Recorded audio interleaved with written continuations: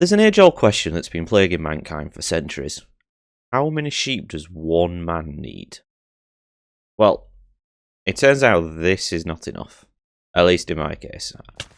I need a lot of grey wool for terraforming projects. And as much as I enjoy manually collecting it here, it's just not enough. So I've been making a bit of a start on a project to solve this problem. As you can see, I have dropped a beacon down and I have been digging a rather large hole to show you that all of this is full of stone from down here. If we go down, we can see how large this is. In case you didn't guess, I'm building a sheep farm. So I've made a start on the sheep as well. Yeah.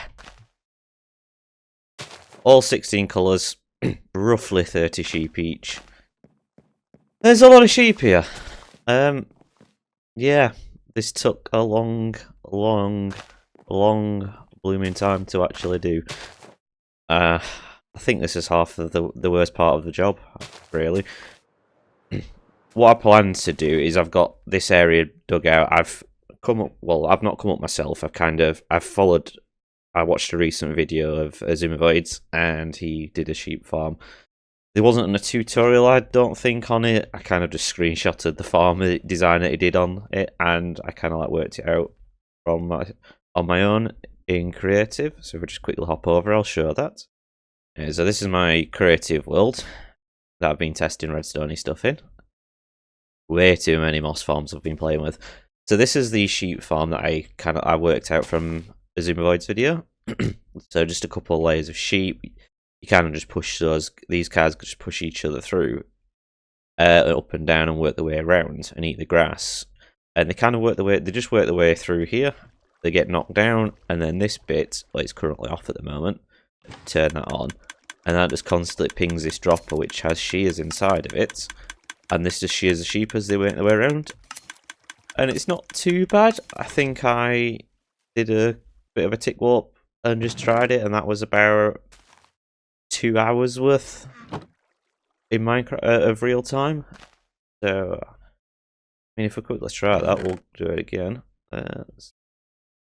Alright, so that's the last bits of that cleared out now. So there's no wool in there. So we will quickly just stand here for a second. We'll do sprint 3 days, which is an hour of our time. And that's the tick warp done. It's always crazy watching these guys go around because they just ping around and snap. The animation doesn't really fit in well. But so that's...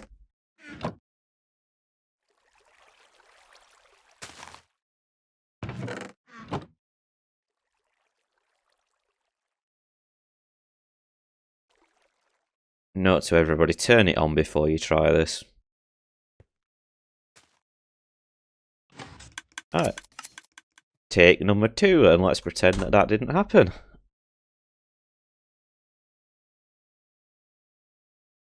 And hopefully this should actually have something in it now that I've turned it on. Turn it off so we get rid of the annoying sound. And yep, so that's there is a light grey guy stuck in here for some reason, but roughly about 9 stacks of wool per hour. So that's pretty good going, because we're never going to need this much if we're AFK there a bit. So I've kind of like just copied this across to figure out the size. So this is the size of 16 of these, so that's for 1 for every colour. So if we hop back over to the survival world, we need to make a start building this. So this is the fun part.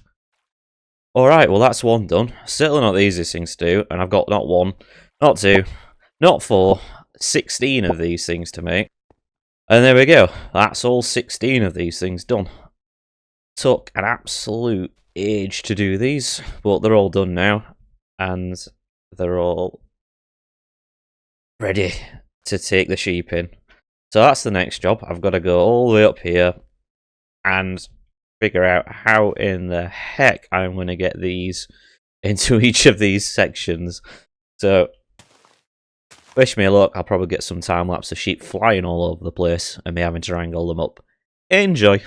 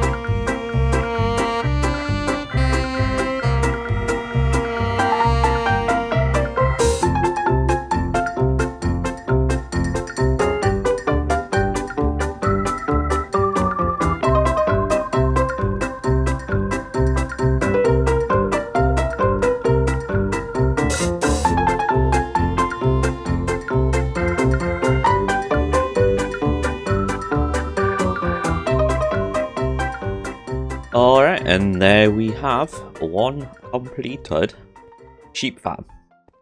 You probably saw from that time lapse that I may have had some trouble with some of the sheep. Those blue sheep did not want to go in there. I ended up losing half of them due to entity cramming because I left one block of glass in there like an idiot. And then I had to breed them all up, and then everything got out again, and it was a whole ordeal. But we have a working sheep farm now. We just go over here, so I've got all the different coloured sheep in. We can turn this thing on via this switch here. This is probably going to be a bit loud though, with all the clicking. So I've got this set to turn on all together. My AFK spot's perfectly centered, so the entities all get processed.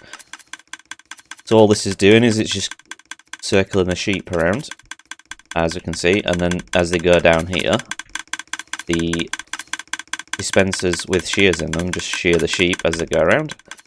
I'll turn this off actually, it's getting really loud. They all drop their wool into the hoppers below. As we can see, there's actually a load going through right now. This comes over here. Got an auto dropper, auto dispenser, words. That's going up there, and then that's just filtering out into all the chests here. So we've got this all sorting separately. I'm glad this is done now, because I can work on decorating this. This is pretty plain in here. I'm probably going to leave this because so she wanted to work on the inside bit, so she's got quite a bit of space, because I vastly underestimated the size of the hole, well, vastly overestimated, I should say, the size of the hole that I needed. But I'll leave her to that one. What I want to do now is, if we head up, is here, I want to cover this up, so I don't want it just to be a bit of a hole in here with a random ladder and a trapdoor. It just doesn't look too pretty. I've kind of had an idea for this area for a while, since we started building the farm area. What I wanted to do is kind of like build almost like a pond, a lake, quite a big one probably. It's going to probably come out to maybe around here. I've got no kind of like concrete plans as of yet, but that's the idea, and that's kind of why I originally did it. So it was kind of like indented here. So that's what I'm going to work on. We'll go for a nice little chill time lapse on this one. So sit back and enjoy some ponding.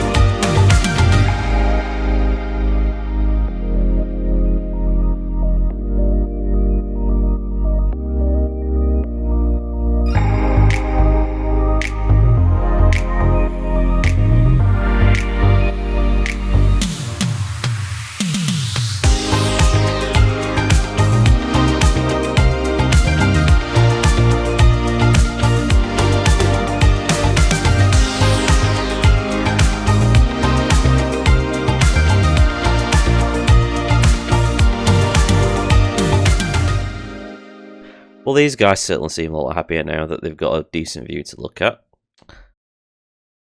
I don't know about you, but I'm pretty well pleased with this thing. I did do a bit of extra detail that was cut off from the end of that time lapse because I was an absolute idiot and forgot to actually press record on certain bits, but hey ho. But yep, we're all done with this now. I've gone for a very, very kind of like overgrown-y look for this area because it's near the bottom, but kind of like not touched. I wanted it to look fairly quite natural, and obviously that would be quite overgrown. I've gone quite heavy on like bushes, grass, and whatnot. Added in some rocks and stuff around here. Kind of textured it all in to make it look a bit more natural. Going with kind of like, if I look over this bit here, like using some of darker textures around the water to kind of like make it blend in, look like it's wet, damp, mossy. I've used some tips I've seen on things or some of the hermits and everything use with that kind of like the reed things here to kind of like make the texturing of like the foliage in the water look a bit nicer and looks a bit more natural than just kind of like leaves just plonked in and everything. Yeah, and this, I'm surprised I got this looking really nice. Well, I'm personally really chuffed with this. This was literally just, I wung this. I didn't kind of like plan this willow tree at all. Just threw some logs together, had a bit of a go with trying to get it to look nice, and obviously the vines are what I used to kind of make it look like it's a willow tree with kind of like I call it leaves. Yeah, I call it leaves. They are leaves. But yeah, that's looking really good. We just have to ignore all the kind of like the string that's placed everywhere to stop this overgrowing too much. I also did end up using custom trees. Now, you probably saw it was kind of a bit 3D printer mode with these, because I completely forgot how awful it is to do custom trees, and like, well, not awful, just time consuming. If I wasn't actually using some things I'd done in a testing world and using like Matica for those, it can take me like an hour to do a tree just because you're spending that much time doing it. But I made a couple of kind of like trees. I've got like 3 big designs, 3 little designs. I kind of just plonked them around, rotated them around a bit to give a bit of variance. And yeah, it's looking good. It's making it look a lot natural. The bit I'm actually most pleased at with this is I've done with the graveyard and the churches. This is all spawn proof because I've used the little lichen trick. So yeah, no torches, all spawn proof. If we want to have a look at that in action, if we quickly turn the lights off,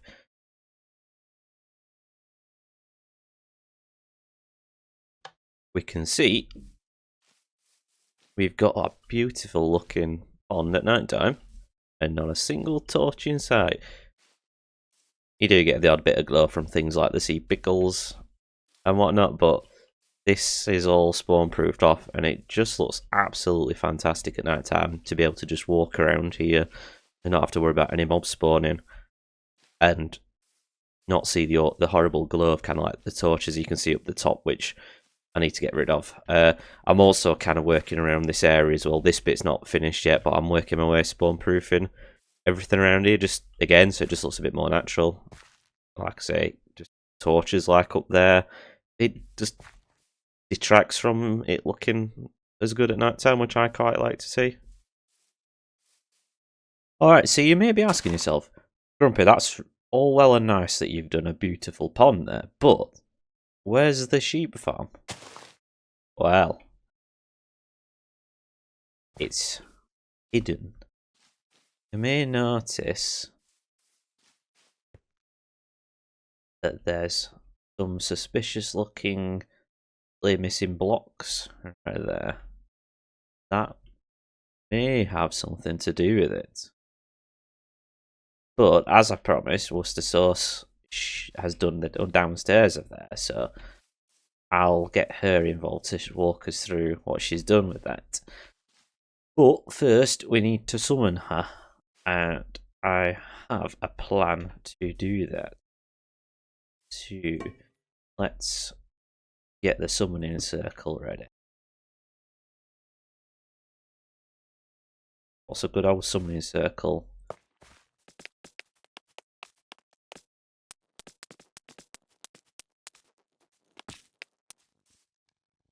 And a catalyst to summon. Get your chance. Oh.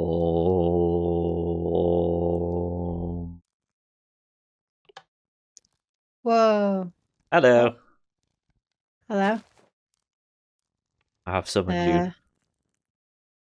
Spirit of Sheep Farm Building. Okay. How can I help? I want you to break the fourth wall with me and show random strangers what you've built. Okay. Hello, audience. Let me take you on a tour. Hello. Hello. Am I looking in the right direction? Yeah. Okay. Hello. Hello. Okay. Yeah, let's do this.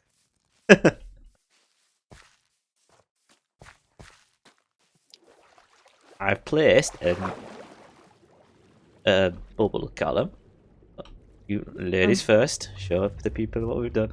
Uh, I watch the burning feet. Yep. Not right. I always crouch. This is the sheep farm. Ba ba ba ba ba. So I wanted to kind of make it look like a sort of outdoorsy farm kind of thing. So it's not completely finished yet because I need to add like a light source that's going to be the sun. Don't know where I'm going to put that, whether it's going to be the ceiling or the wall yet. We also have, I think I'm going to do like a little sort of barn thing popping out this wall. Or I might leave that to you, one of the two. I'll do that. I have a plan I want to do for something. Okay, cool. This is all just took a tip from Scar and used the waterlogged stairs to do some nice coral flower type arrangement. But yeah, sort of went with a grass theme there, and then I thought the copper was like a nice contrast, and the glass wall just thought a nice little mix, nice and colourful. And yeah, the chests are what you've made.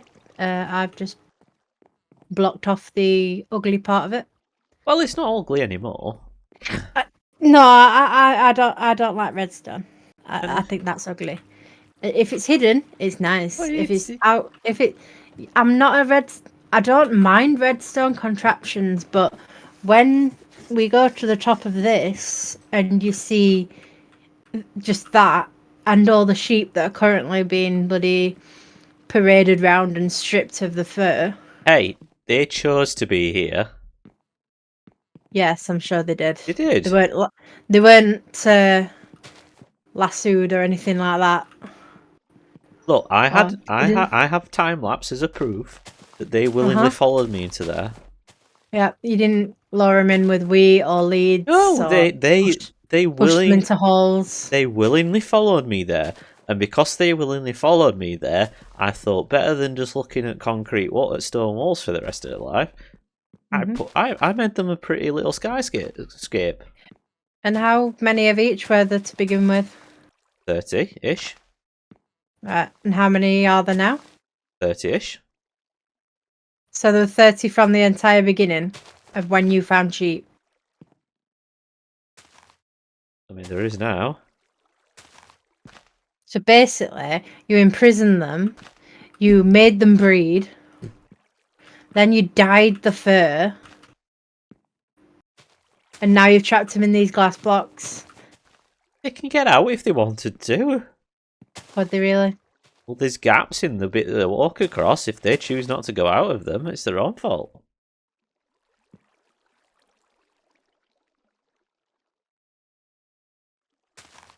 Okay, dear. Look, they're happy. They're bobbing, they're having fun. Uh-huh. And then when it gets a little too cold and chilly for them, too warm, sorry, I turn the farm on and give them a little nice haircut. Have you ever heard the story from Big Bang Theory where if you give like a lab rat a big red button to press and it does a certain thing and it'll press it until they die because they don't know any better? Sounds like it was happy. Okay. Ignorance is bliss, as they say. Uh-huh. Well, all in all, this took a bit longer than I expected to, but it's done now. We've got an amazing little sheep farm set up to get all the wool that we need for when we need it, so I can get back to using wool on big projects and without having to spend hours upon hours shearing sheep manually. So I think this is a great time to end the episode, and thank you again for watching if you have. I always appreciate it, and we'll see you in the next episode. Bye, Z-bye.